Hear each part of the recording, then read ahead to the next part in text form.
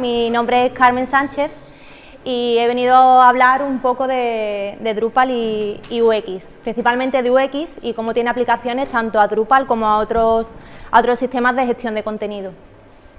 Lo siento, no he traído chuches y lo siento, no lo sabía que el nivel estaba tan alto.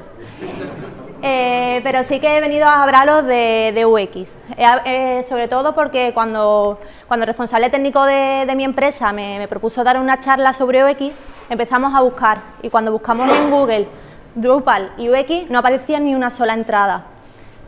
Creo que es indicativo de algo y también es indicativo que viendo los contenidos de otras DrupalCamp, pues la verdad es que no hubiese nada sobre UX. Así que nada, intentaré que lo que os cuente aquí os sirva y veáis aplicación realmente en vuestro trabajo diario. Bueno, yo soy Carmen Sánchez, soy la responsable de comunicación de S2, no tengo conocimientos técnicos, no soy de diseño, no soy desarrolladora, pero sé algo de marketing y sé algo de intentar satisfacer las necesidades tanto de los clientes como de los usuarios. Y durante la charla vais a ver que es algo importante dentro de la UX. También me gustaría saber sobre vosotros, ¿quiénes sois desarrolladores? Vale. ¿Diseñadores? Ahí al fondo. ¿UX? Pues si al final de esta charla consigo que todos los que habéis levantado la mano al principio la levantéis ahora también, habrá servido de algo, porque el UX no es de desarrolladores y no es de diseñadores, el UX es de toda la persona que trabaja en una empresa de software. ¿Por qué? Porque realmente intentamos hacer un producto que satisfaga unas necesidades y la responsabilidad va a ser de todos, ¿vale?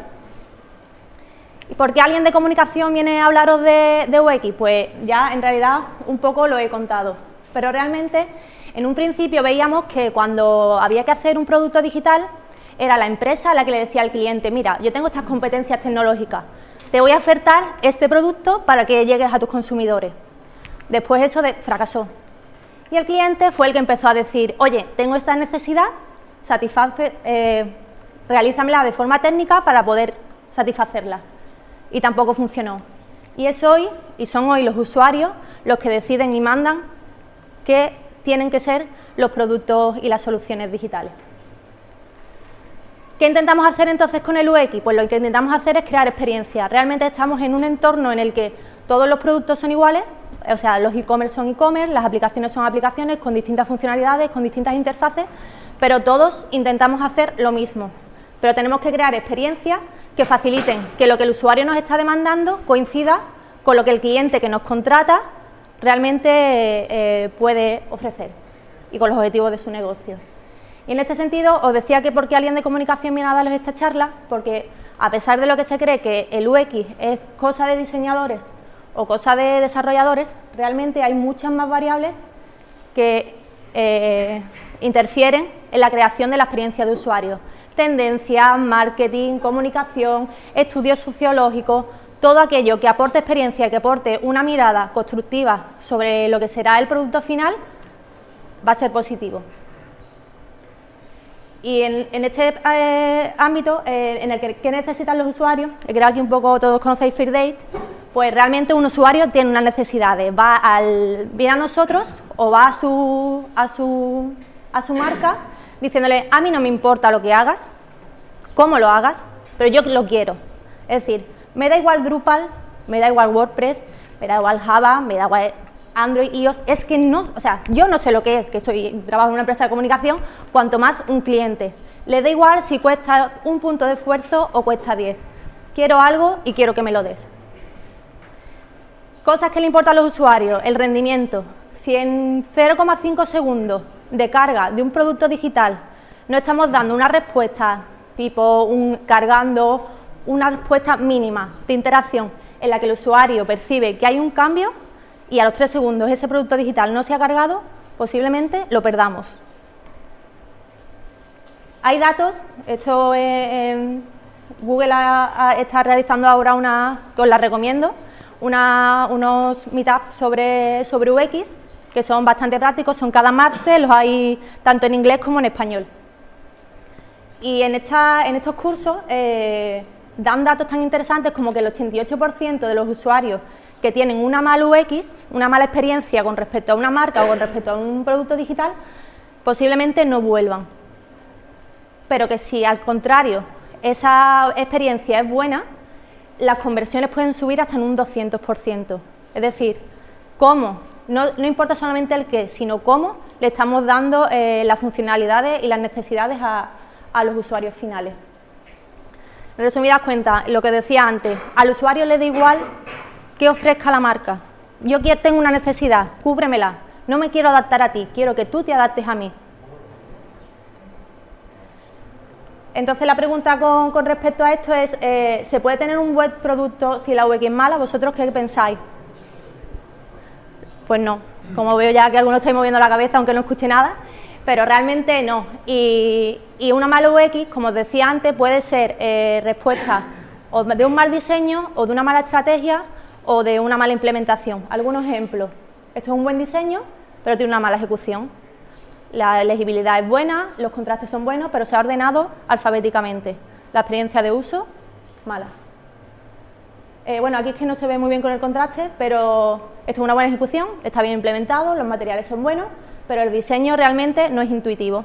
No sabemos en este caso a dónde apuntan cada una de las flechas, si la flecha de la derecha corresponde con el texto de la derecha o con el de arriba o cómo lo hace. Todo lo que sea confusión es mala experiencia de usuario. Y es lo que tenemos que intentar evitar, tanto diseñadores como desarrolladores, como todas las personas que participan en el desarrollo de una experiencia de usuario. Como parte de S2, bueno, no lo he dicho antes, soy la responsable de comunicación de S2, que es un sitio que además de hacer páginas web y aplicaciones móviles, pues nos gustan este tipo de saraos y otros varios. Y durante un tiempo vimos que era necesario abandonar el modelo de consultoría-desarrollo. ¿Por qué? Porque cuando hacíamos consultoría, nuestros clientes llegaban, nos planteaban, quiero esta toma de requisitos. Nosotros, con nuestra expertise, con nuestra experiencia, hacíamos una estimación. Empezábamos a estimar funcionalidades, estimábamos las horas que teníamos de diseño y el cliente no lo aceptaba, empezamos a desarrollar unos trabajos increíbles y cuando llegaba a última hora, el cliente decía, ¿esto qué es? Esto no satisface mis expectativas, ni mucho menos las de mis clientes. Entonces nos dimos cuenta que la experiencia de usuario no era simplemente buena para cubrir las necesidades de nuestros clientes, sino las nuestras propias. Entonces, ¿qué es lo que intentamos hacer? Pues crear productos diferentes en un mundo de productos iguales. Como os comentaba antes, los e-commerce son lo que son, los e-commerce son lo que son, pero intentamos que cuando un usuario acceda al e-commerce que hemos desarrollado o a la web que hemos desarrollado, se sienta identificado y sienta que ese producto digital es diferente. ¿Cómo lo hacemos? Pues intentando conocer y entender a los usuarios y viendo ese usuario tanto nuestro propio cliente como el cliente de nuestro cliente. Y lo segundo, que es lo más importante y este es el motivo de esta charla, creando equipos multidisciplinares. Es decir, en la UX no pueden participar solamente diseñadores. Es un error. Y bueno, ya he vivido las tensiones que hay entre desarrolladores y diseñadores. Y realmente sentir que todos los que no habéis levantado la mano, que la UX no va con vosotros, es un error. Vamos a ver ahora un poco cuál sería el papel que podríais desarrollar para mejorar la UX, pero que me gustaría que fuera de esta charla sintiendo como que también es vuestra responsabilidad, ¿vale? Nosotros empezamos a aplicar metodología Design Thinking. ¿Por qué? Pues lo que os comentaba antes. Era absurdo plantear etapas estancas, es decir, hacemos la consultoría, hacemos el desarrollo, hacemos la QA y hacemos la entrega. No tiene ningún tipo de sentido. ¿Por qué? Porque no teníamos en cuenta al primero a nuestro cliente. Había que hacer tenemos que en este tipo de metodología, además de que son iterativas, nos permiten trabajar codo con nuestro cliente. Es decir, nosotros lo entendemos a ellos y ellos nos entienden a nosotros. Saben por qué hacemos las cosas que hacemos y por qué tomamos las decisiones que tomamos. Bueno, en ese sentido, pues en la fase de conceptualización, que es donde reside el bruto de la experiencia de usuario que nosotros generamos, pues tratamos de entender las necesidades de los clientes y también pues un poco explorar posibilidades. Siempre decimos que a nosotros, por ejemplo, nos gusta la oportunidad que nos dan en nuestra empresa de sentirnos, pues un día somos lectores porque tenemos que desarrollar una web de libros, otro día somos agricultores porque tenemos que desarrollar una web de agricultura, otro día somos compradores compulsivos porque tenemos que desarrollar una aplicación de Inditex, ¿vale? Y nosotros hemos articulado nuestra metodología, que le llamamos Lean UX S2, en la que os vamos a explicar un poco cómo hacemos y los condicionantes. Hasta el momento yo no he hablado, por ejemplo, del tema presupuestario, es decir, sería un error también pensar que si nuestro cliente nos está pidiendo un coche, todos nuestros clientes nos van a comprar un Ferrari. Habrá clientes que podrán costearse un Ferrari y habrá clientes que podrán costearse un Dacia. Odio los Dacia. Pero es así, que a nosotros no nos guste no quiere decir que no sea la necesidad del usuario, ¿vale? Del usuario hablando de nuestro cliente. En ese sentido, nosotros en principio hacemos un checklist inicial en el que hacemos una toma de los requisitos del proyecto. ¿Qué se necesita? ¿Qué necesita este proyecto? ¿Qué necesidades pretende cubrir? En ese sentido, el presupuesto juega un papel muy importante en este paso. ¿Por qué? Porque en función del importe del proyecto, pues podremos dedicar más o menos a conocer a nuestro cliente. Es decir, podemos desde hacer una encuesta a nuestro cliente diciéndole, cuéntanos lo que sepas de tu usuario, o podemos hacer técnicas de mercadotecnia, podemos hacer focus group, podemos hacer investigaciones de mercado, todo aquello que nos dé datos sobre quiénes son los usuarios finales. Como os digo, estará un poco condicionado del presupuesto de nuestro cliente. Una vez que tenemos estos requisitos, empezamos a articularlos, empezamos un poco a poner en orden todas esas ideas que tenemos y empezamos a ver posibles soluciones, porque intentamos llamar a estas necesidades problemas que la tecnología tiene que resolver. Entonces empezamos a aportar ideas y vemos cómo esos problemas que tiene el usuario, esas necesidades que tiene el usuario, podemos satisfacerlas valiéndonos de la tecnología.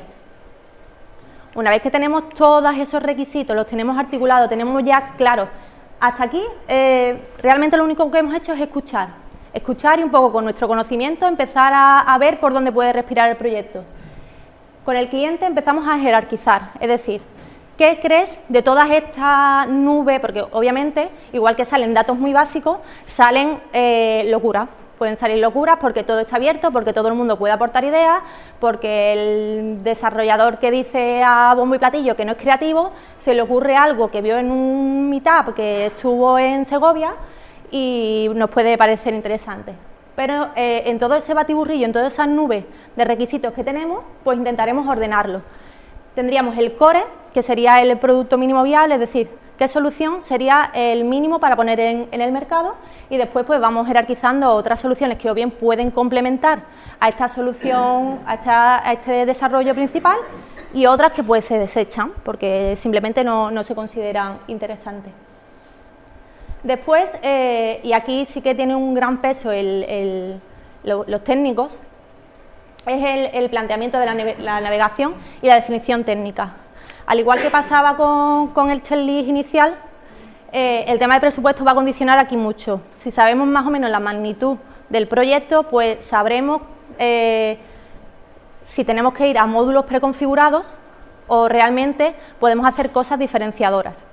Y eso es importante porque todo lo que estamos aquí, todo lo que estamos haciendo aquí es intentar satisfacer unas necesidades, y las primeras son las de nuestro cliente, ¿vale? Después empezamos a diseñar las pantallas y la interacción entre ellas, ya empezamos a ver el user flow. Y por último tenemos un producto mínimo testeable en cartón piedra, diseño, no sé si conocéis la aplicación Marvel, pero creamos un Marvel al que le damos al cliente y que el cliente puede pasar haciendo pruebas de concepto con sus clientes. Es decir, sin haber lanzado ni una sola línea de código, ya le estamos diciendo al cliente, este va a ser tu producto. ¿Te gusta? ¿Le gusta a tus clientes? Y realmente no hemos desarrollado nada. Pero sí que la importancia de las personas que desarrollan es crucial para que esto, que ahora mismo es una idea y es un caramelo que hemos vendido a nuestros clientes, después sea una realidad.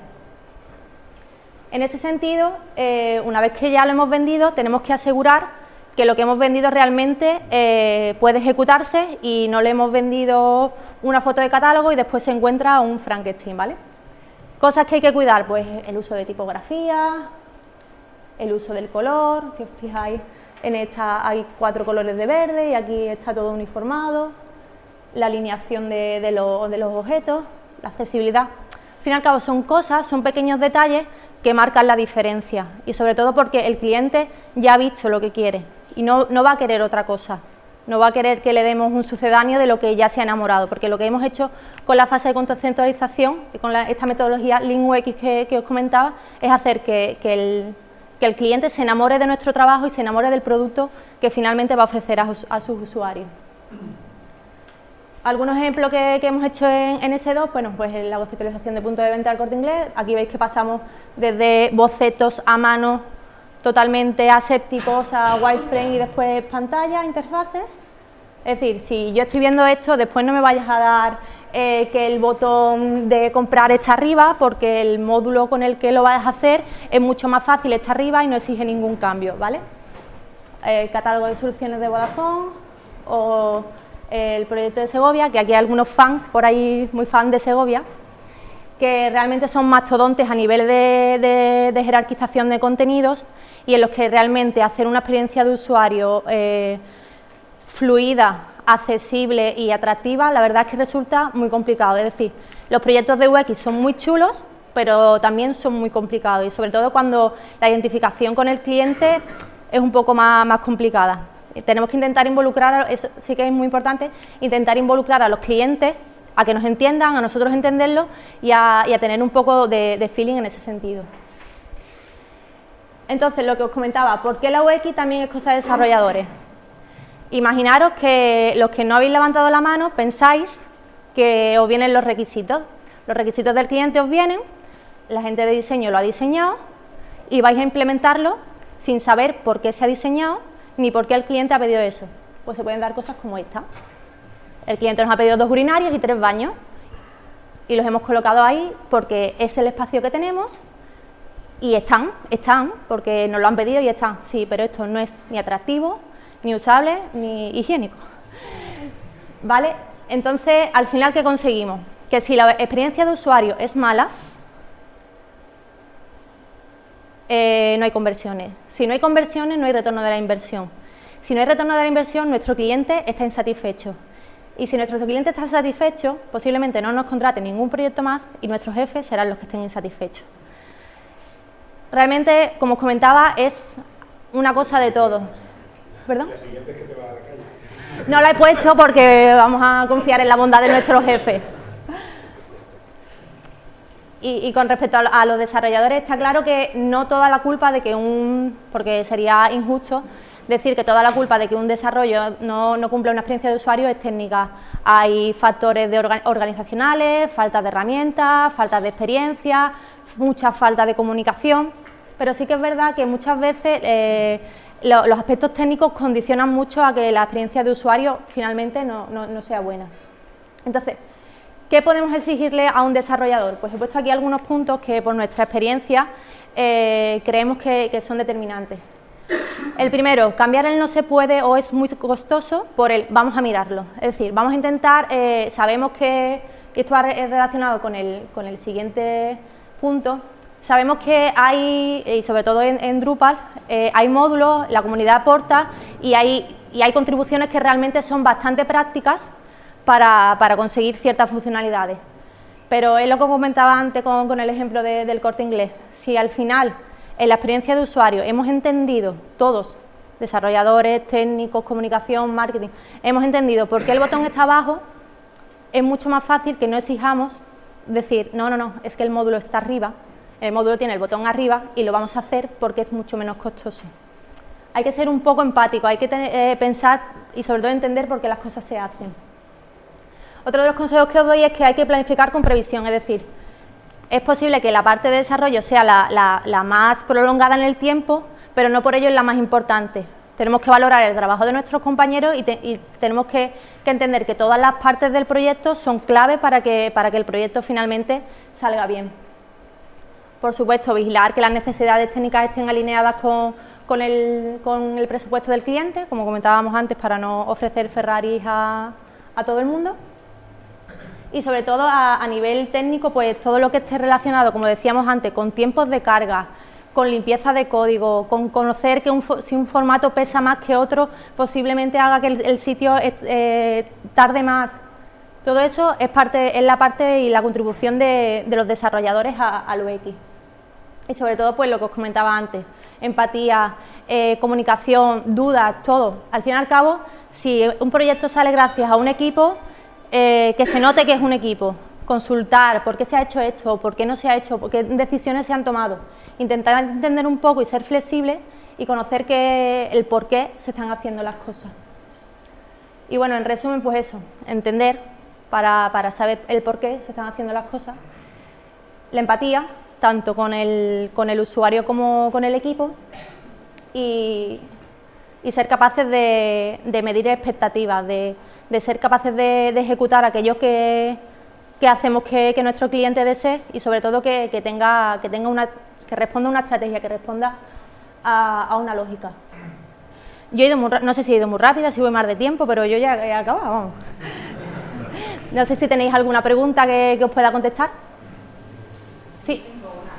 Cuando has puesto lo de cambiar el no se puede, pues vamos a estudiarlo, mi experiencia personal es que muchas veces los clientes, cuando les dicen, bueno, esto no es algo directo, tenemos que estudiar estimación o tal, ellos directamente lo traducen a no se puede. Y yo siempre digo, nunca te he dicho no se puede, pero siempre tiene un esfuerzo.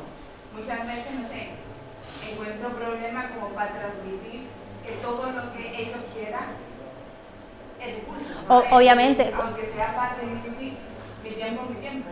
Claro, cuando decimos que UX lo hace todo el mundo, UX también lo tiene que hacer el Product Owner o lo tiene que hacer el gerente de cuenta. Es decir, medir las expectativas del cliente es complicado, pero sin embargo, lo decíamos aquí porque realmente cuando ya hemos visto que algo sí se puede o que haciendo pequeñas modificaciones podemos conseguir un resultado que sí que se espera, intentar no tener ese bloqueo de decir es mucho menos costoso o ser conformista. No va tanto a saber que no se puede y un poco a gestionar las expectativas del cliente como las expectativas dentro del equipo. Muchas veces, ¿qué pasa? Que el equipo de diseño articula una interfaz que después realmente, pues cuando la planteas a desarrollo, dice desarrollo, pero ¿cómo habéis diseñado esto si esto es una locura? Eso es lo que estamos diciendo, que para que no sea consecutivo, que el desarrollador esté en las dos fases, que juntos digan, oye, mira, esto que estás planteando, realmente si hacemos esta pequeña modificación, ¿crees que afectará a la experiencia de usuario? ¿Crees que podemos rearticularla para que realmente consigamos ese objetivo? Por eso siempre hablo de la empatía y la comunicación. En lugar de ser estancos consecutivos, en la que al final sientes que te llega un marrón, me ha llegado un marrón, tengo que diseñar esto, no tengo horas, el proyecto está hasta aquí. Vamos a intentar ser previsores y decir qué podemos ofrecer y a intentar articular una estrategia en la que al final conseguir que esas expectativas se cubran en mayor o menor medida. Muchas veces es lo que os comentaba, los clientes no tienen ni idea de tecnología, no saben lo que cuesta. A nosotros nos pasó hace poco que era una aplicación para el control de personas celíacas, para el control de la celiaquía, y el cliente quería que eso tuviera un contador tipo raqueta. Es decir, tú habrás visto una aplicación que cuenta cuántos swing haces, no sé si se llama swing, y está estupendo y a ti te gusta, pero eso no encaja contigo y no encaja con lo que tu cliente espera. Y esa educación también hay que hacérsela al cliente, es decir, esto no lo estamos tomando, lo que os expliqué al principio de esto es así porque lo quiere la empresa de software, pues explicárselo al cliente. Realmente tú puedes ofrecer ahora mismo lo que tú quieras, pero esto no tiene sentido. Es como hacer, no sé, que de repente Pinterest tenga un venda bebidas. No, Pinterest está para lo que está y los usuarios lo consumen por eso. Entonces, en ese sentido sí que tienes razón, hay que gestionar. La parte de UX también incluye mucho lo de la gestión de las experiencias de las expectativas del cliente. Bueno, pues si no hay más preguntas, os pregunto yo. Bueno, sí. Vuestro flujo de trabajo. Sí. Cuando queréis hacer un análisis de interfaz, ¿lo hacéis con usuarios, sin usuarios, vosotros como expertos?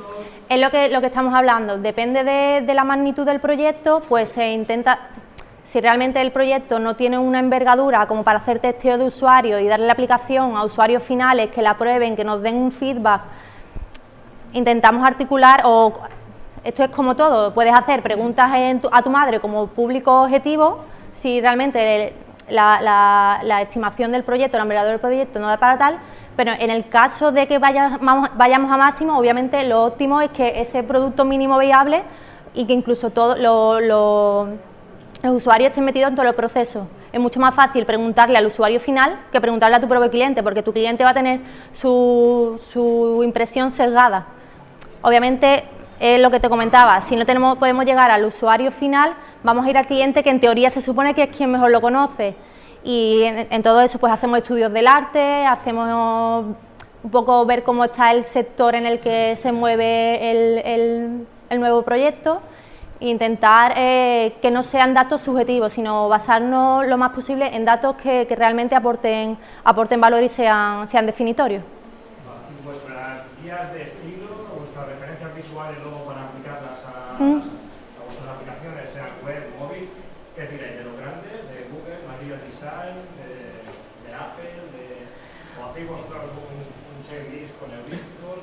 Bueno, cuando hacemos la toma de requisitos, pues ya empezamos a preguntar a nuestros clientes si hay tipos de condicionantes estilísticos a nivel desde exigencias de usabilidad, porque no es lo mismo que te planteen hazme lo que quieras que te planteen un AAA, por ejemplo. Entonces, en ese sentido intentamos adaptarnos a los condicionantes e intentamos siempre proponer en base a nuestra experiencia a temas, como dices, de Material Design o de iOS, pues, o bueno, en el caso de Drupal es un poco más abierto, pero sí que intentamos sobre todo adaptarlo a las tendencias y al objetivo final, es decir, si nuestro cliente lo que quiere proyectar es una imagen de dinamismo, un poco que las tendencias también influyan en eso y que el objetivo realmente a todos los niveles cubra esa estrategia. ¿Alguna pregunta más? Sí. La fase de la que se le da la primera, se imagina que se da una pequeña estimación, la fase en la que se le da al cliente el presupuesto sobre el proyecto, ¿es antes o después de la primera reunión con el equipo para hacer una sugerencia de posibles requisitos? Claro. ¿En qué punto del workflow le dice al cliente esto? A ver, lo ideal es que cuando los gerentes de cuenta empiezan a hablar con el responsable del proyecto, ya tienen aproximadamente una horquilla de cuánto puede costar. Dotes comerciales, no me preguntes cómo lo hacen, ¿no? Pero sí que en la primera fase debería ser una información transparente a todo el equipo, por lo que estamos diciendo, a nivel ya no solamente de pantalla, la navegación, el diseño de la interacción, sabéis que es costoso a la hora de implementarlo, pero que resulta muy atractivo a la hora de plantear un diseño. Entonces debe ser una información que si se tiene, desde primera hora tiene que ser transparente al equipo. ¿Y ustedes, durante todo el proceso, tienen un límite de revisión? Nosotros intentamos ir por metodologías ágiles y solemos hacer sprints de revisión semanales en las que le contamos al cliente cómo estamos avanzando y un poco medir si hay variaciones. ¿Para qué? Para no encontrarnos sorpresas a última hora de he pensado esto, se me ha ocurrido, y que si pasa, pues que seamos flexibles para poder incorporarla. Pero sí que intentamos con metodologías ágiles para eso, para no perder el pulso al proyecto. ¿Alguien más? Bueno, y ahora os pregunto yo lo que os preguntaba antes. ¿Creéis que tenéis que ser UX? ¿Quién cree que tiene que ser UX? Bueno, algo más. Hay gente que todavía está un poco reticente, pero bueno, con que haya un pequeño incremento me conformo, ¿vale? Pues nada, muchas gracias.